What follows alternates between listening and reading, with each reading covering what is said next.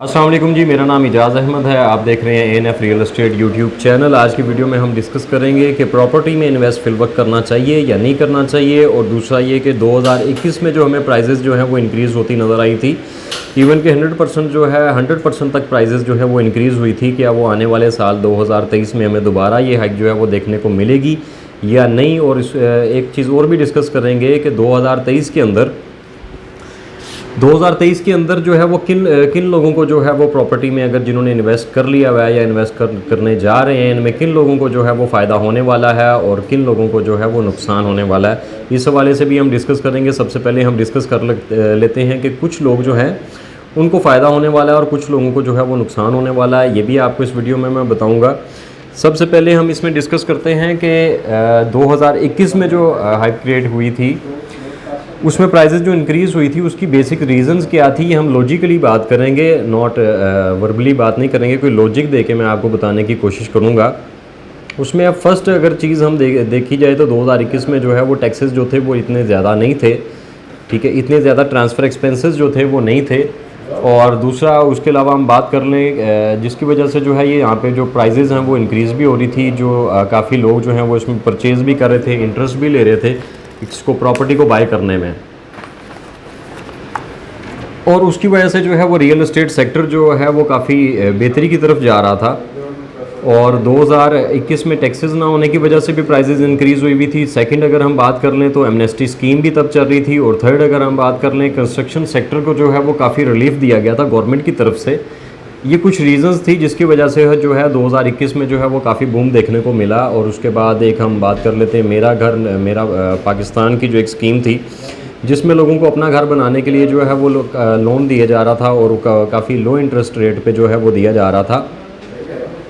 तो उसकी वजह से कंस्ट्रक्शन सेक्टर जो था वो भी बेहतर हो रहा था।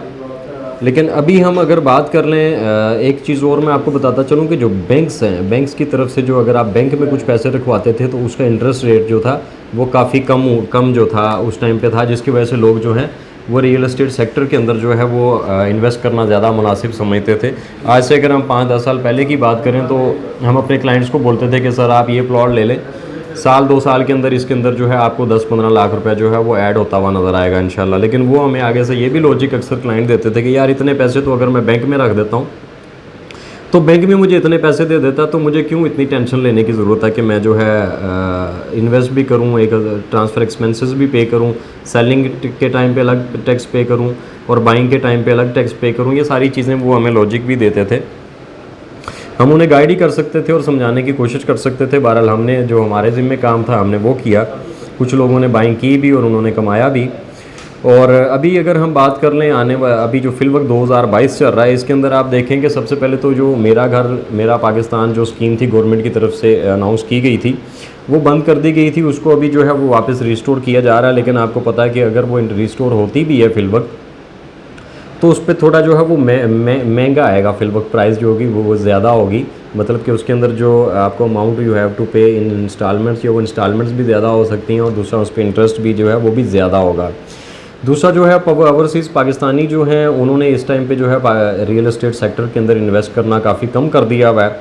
ये भी एक मेन रीज़न आप कह सकते हैं जिसकी वजह से प्राइसेस जो हैं वो फिल वक्त थोड़ी डाउन जा रही हैं। और बैंक इंटरेस्ट जो रेट है ये भी काफ़ी अभी जो है वो इंक्रीज़ हो गया हुआ है, जिसकी वजह से लोग जो हैं वो जो लोग बैंक के अंदर अपनी अमाउंट डिपॉजिट करवा के वहाँ से इंटरेस्ट जो है वो पैसे इनकम वहाँ सोर्स ऑफ इनकम उनका वहाँ से जो लगा हुआ था वो भी अभी उन्होंने वापस जो जब इंटरेस्ट रेट जो है वो कम हुआ था तो उन्होंने रियल एस्टेट सेक्टर में इन्वेस्ट करने का सोचा था। लेकिन जब अगेन अब जो है वो उसमें भी इंटरेस्ट रेट इंक्रीज़ कर दिया गया तो लोग जो उसको ज़्यादा प्रेफर करते थे या ज़्यादा अरसा जिन्होंने उस चीज़ में गुजारा वो वापस जो है उस साइड पे जा रहे हैं। और एमनेस्टी स्कीम जो है एमनेस्टी स्कीम भी जो है वो भी फिल वक्त जो है वो बंद कर दी गई है, जिसकी वजह से जो बंद होनी भी उसमें जो ब्लैक मनी जिसकी वजह से जो था वो हमारी रियल एस्टेट सेक्टर में आ रहा था वो नहीं आना चाहिए था, लेकिन वो अभी बंद कर दी गई है। मैं नहीं समझता कि वो आना चाहिए, ब्लैक मनी नहीं आना चाहिए, वाइट मनी होना चाहिए, चाहे कारोबार थोड़ा हो जाए खैर है, क्योंकि सबसे पहले पाकिस्तान है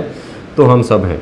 अब आने वाले साल 2023 में अगर हम बात कर लें तो ये जो मेन रीज़न्स हैं अगर इसमें कुछ जो है वो आपको बदलाव जो है वो देखने को मिलता है देन तो हम कह सकते हैं कि उसमें प्राइसेस इंक्रीज़ होंगी। पॉलिटिकली अगर आप बात कर लें तो रियल एस्टेट सेक्टर के जो डीलर आते हैं या काफ़ी लोग जो हैं रियल एस्टेट से जो वाबस्ता हैं वो पीटीआई की गवर्नमेंट जो है वो उनकी फेवरेट करार वैसे दी जाती है, लेकिन मेरा काम सियासत से नहीं है, ना मेरा सियासत से कोई ताल्लुक़ है, लेकिन मेरा काम है कि जो करंट सिचुएशन चल रही है उस हवाले से आपको गाइड करूँ। अगर आने वाले दिनों में हम देखते हैं कुछ 6 माह साल बाद जब भी इलेक्शंस होते हैं उसमें अगर कोई पॉलिटिकली चेंज थोड़ा बहुत आता भी है, तो अगर पीटीआई की गवर्नमेंट आती भी है तो मेरा नहीं ख्याल कि वो सबसे पहले जो है वो रियल एस्टेट सेक्टर को बहाल करेगी। वो सबसे पहले इंटरेस्ट लेगी इंडस्ट्री की तरफ और वो इंडस्ट्री पे ज़्यादा जोर देगी कि इंडस्ट्री चल सके। उसके बाद जो है कुछ चीज़ें जो होंगी वो पॉजिटिव भी हो सकती हैं, जैसे कि एमनेस्टी स्कीम आ सकती है और ये मेरा घर मेरा पाकिस्तान जो है इस हवाले से भी कुछ वो चेंजिंग कर सकते हैं। लेकिन आई होप कि आने वाला जो 2023 जो है वो आने वाले दिनों में इंशाल्लाह बेहतर रहेगा रियल एस्टेट सेक्टर के हवाले से।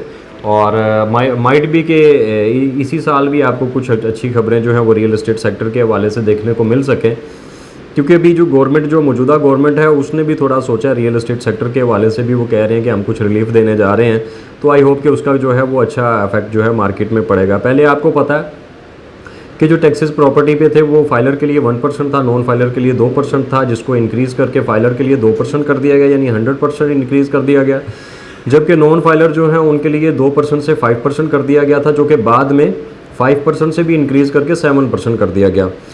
तो वैसे तो हम सबको फाइलर होना चाहिए, हमें फाइलर होना चाहिए, टैक्स देना चाहिए, लेकिन उसके अलावा अगर हम बात कर लें इसकी कि किन लोगों को जो है वो आने वाले साल में जो है वो प्रॉफिट होगा प्रॉपर्टी में, जिन्होंने इन्वेस्ट कर लिया हुआ है या करने जा रहे हैं, तो उनके लिए बेसिकली ये वीडियो थी मेरी कि आने वाले साल में किन लोगों को जो है वो फ़ायदा दे सकती है प्रॉपर्टी रियल एस्टेट सेक्टर और किन लोगों को जो है वो थोड़ा बहुत नुकसान भी दे सकती है। उसमें मैं आपको बताता चलूँ कि मैंने हमेशा अपनी वीडियोज़ के अंदर कहा है कि अगर आप रियल एस्टेट सेक्टर में जो है वो इन्वेस्ट करना चाह रहे हैं तो आपके पास होल्डिंग पावर होनी चाहिए। आपको यहाँ पे अगर आना है रियल एस्टेट सेक्टर में इन्वेस्ट करके कुछ गेन करना है तो आपके पास होल्डिंग पावर होनी चाहिए और आपको लॉन्ग टर्म के लिए इन्वेस्टमेंट है, ये शॉर्ट टर्म के लिए इन्वेस्टमेंट नहीं है। बहुत रेयर होता है कि आप शॉर्ट टर्म में कोई चीज़ जो है वो ख़रीदें और बेच के उसमें से गेन कर लें। वो at the time of buying ही होता है कि अगर हम मार्केट से कुछ नीचे प्राइस पे जो कोई चीज़ ख़रीद लेते हैं तो वो एट द टाइम ऑफ जो है बाइंग जो है वो आप उसमें से गेन कर सकते हैं।